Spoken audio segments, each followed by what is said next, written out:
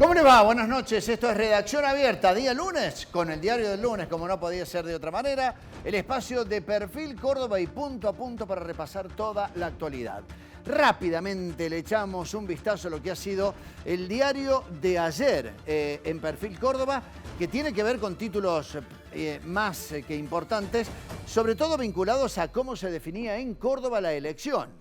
Un programa que va a tener, por supuesto, focalizado al día después de un comicio que ha sido verdaderamente apasionante y que ha tenido para muchos una lectura totalmente de sorpresa respecto a lo que han sido los resultados. Después, otros títulos importantes tienen que ver con la muerte, el fallecimiento de Sonia Torres y la despedida que Córdoba le ha dado, lo que ha significado, por supuesto, su participación con una vida pública muy importante, vinculada precisamente a la pelea por los derechos humanos y la búsqueda de su nieto.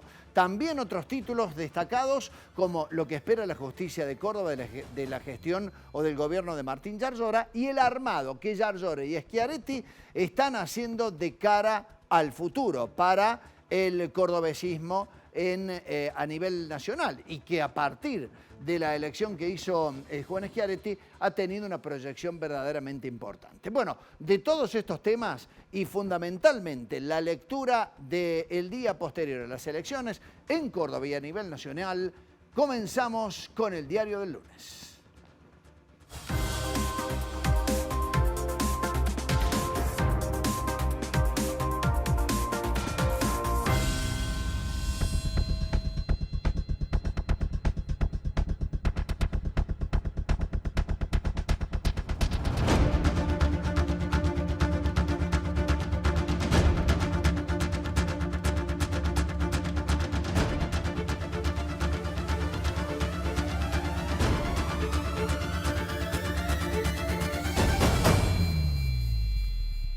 Y antes de presentar a nuestro invitado que va a hablar del resultado electoral, presento a los periodistas de Perfil Córdoba.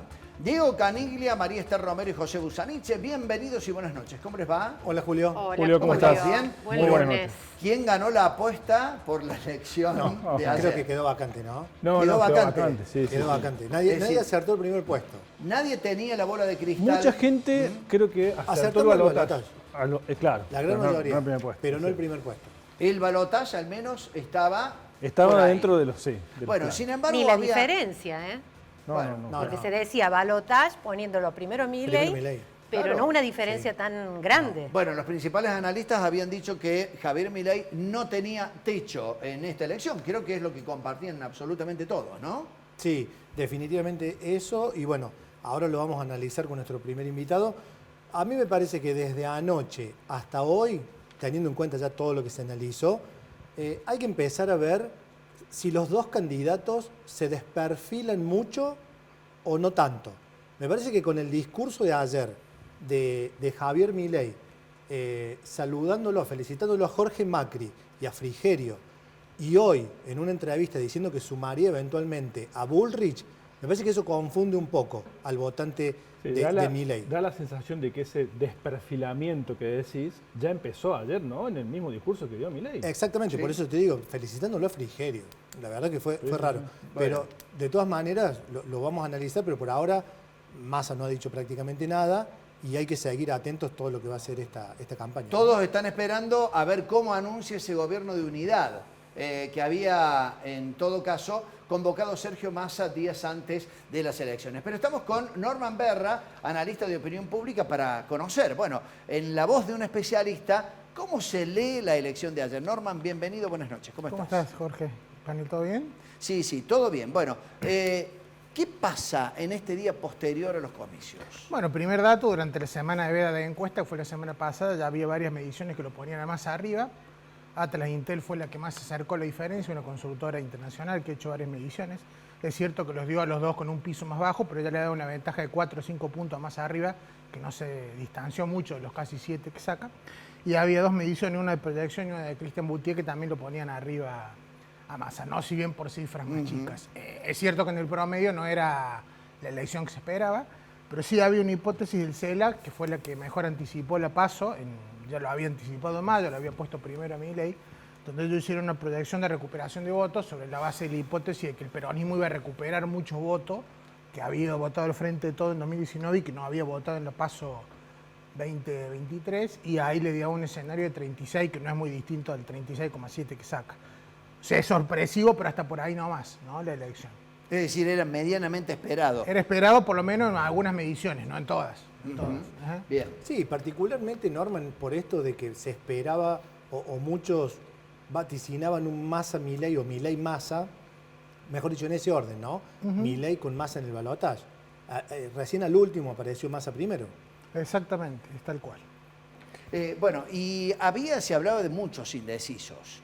¿Esos votos fueron para Sergio Massa? Más que indecisos, es el crecimiento de la participación. Y ahí también Atlas Intel fue la más acertada. Andrei Román, que es el CEO de Atlas Intel, dijo que él, en la gente que no ha ido a votar en la PASO, le daba una tendencia muy fuerte a favor de Massa, que es lo que se termina verificando. Cuando vos ves lo que se movió el voto de Milei, es muy poquito entre la PASO y la general.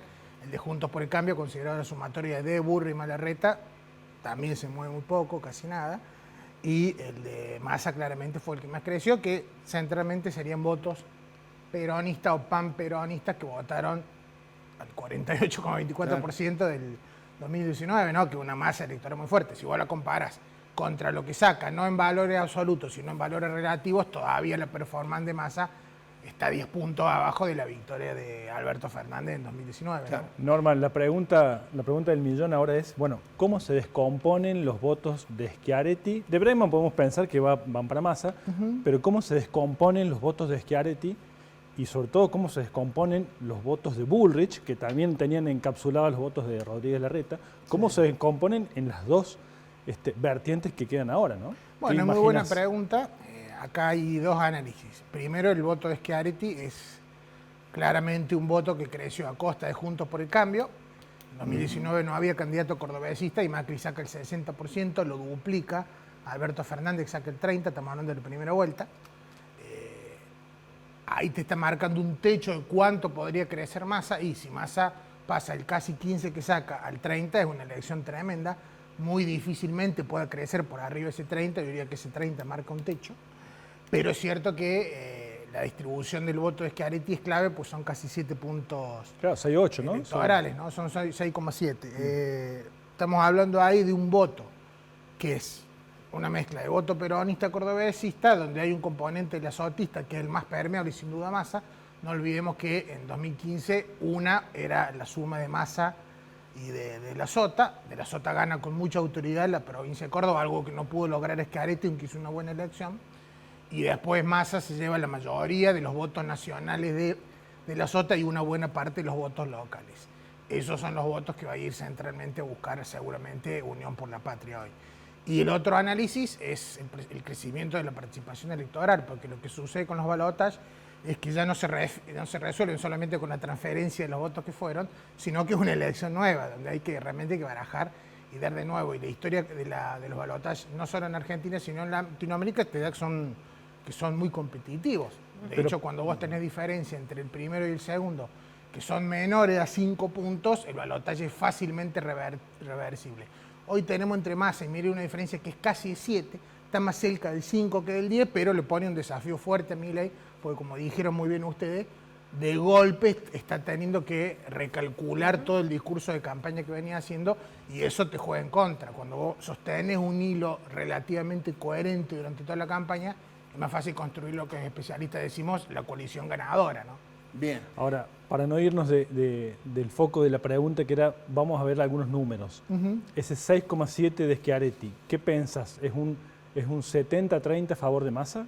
Y sí, si yo me quedara con el dato del 2019, arriesgaría eso hoy, antes de ver las nuevas encuestas, ¿no? Okay. ¿Y con dentro Bullrich? de Juntos? ¿Y con Claro, Bullrich? y dentro de Juntos, Porque ahí tenés Pro, Unión Cívica Radical. 23,8 Bueno. con 11 de Larreta, ¿no? Ahí hay una pregunta del millón que es el voto radical.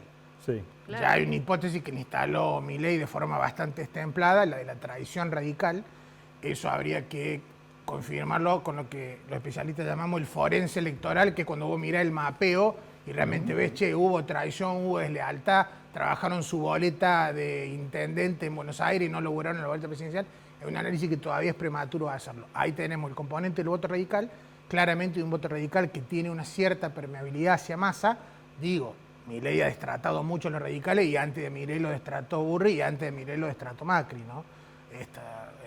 el puchismo de Alfonsín, los radicales, con los radicales no voy a ningún lado. En su momento Milei, yo voy a decir, conjuntos por el cargo tampoco voy a ningún lado.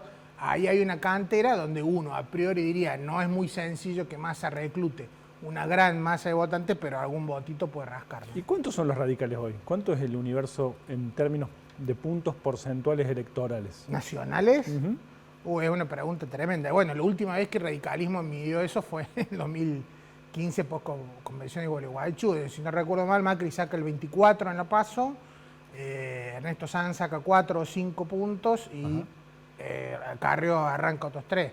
Y es difícil decir que ese antecedente de 8 años sigue pesando hoy.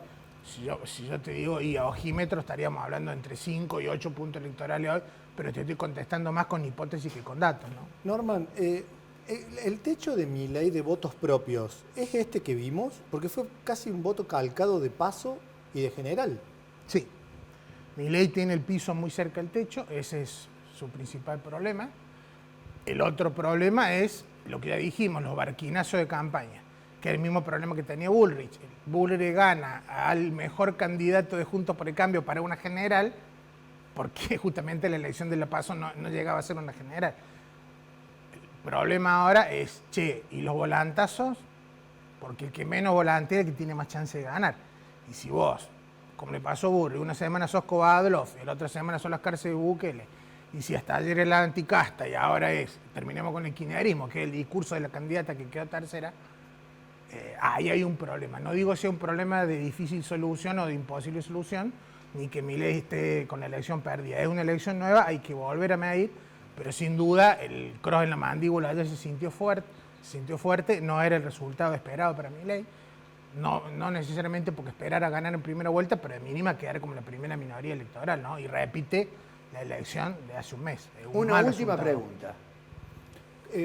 Volviendo un poco al voto de Schiaretti, ¿cómo lo ves, analizándolo un poquito políticamente, a él, a su figura, una vez que termine su mandato? Bueno, el gobernador se va a nivel provincial con una imagen alta muy positiva, eso está fuera de discusión. Tiene un Delfín que ganó la elección de gobernador y que no solo ganó la elección de gobernador, sino que ganó la elección municipal, o sea, la segunda elección consecutiva en que hacemos por Córdoba se queda con todo, con la capital, con la provincia. La proyección nacional es más incierta porque ahora es cierto que Schiaretti quedó instalado como un dirigente con una cantidad de votos importantes, magra pero importante, debe ser quizá el único caso en que un dirigente que saca menos del 5 en la PASO, después en la primera vuelta saca más votos. La única explicación de eso es que la polarización a la que estábamos acostumbrados hasta el 2019 se rompió y ahora hay grandes 3 actores, de los cuales quedan 2 para el balotaje. Pero es cierto que ahora cualquier transición o posicionamiento del peronismo cordobés a nivel nacional ya no va a ser decisión solamente de Schiaretti, porque hay un nuevo gobernador electo que sin duda va a ser un actor de peso en la definición de lo que es la gobernabilidad futura, porque el gobernador Yarlora va a tener que convivir con el presidente que venga, ¿no? Y es cierto que Milei tiene muy pocos lazos de contacto con el peronismo, ya no cordobés, sino con el peronismo nacional. Entonces ahí el riesgo del cordobesismo es apostar una estrategia aislacionista, ¿no? Bien. Que el aislacionismo ha sido una cosa paradoja, porque al mismo tiempo que le ha garantizado el éxito local, lo ha dejado debilitado para las elecciones nacionales, sin un gran armado en los distritos clave como AMBA y Provincia de Buenos Aires, no tienen ninguna chance de llegar a la presidencia, ¿no? Bueno, veremos cómo continúa esta historia, particularmente con los intereses de Córdoba, con la nueva dirigencia que se hace cargo a partir próximamente en diciembre del gobierno. Norman Berra, muchas gracias. Muy amable, gracias a ustedes. Bueno, nos vamos a la pausa en instantes. Con el diario del lunes hablamos de mercados. ¿De qué manera influye la elección de ayer? Ya hemos tenido algunos datos, qué ha pasado con el dólar, pero sobre todo, qué va a pasar con otras inversiones. Bueno, tras la pausa, no se vayan.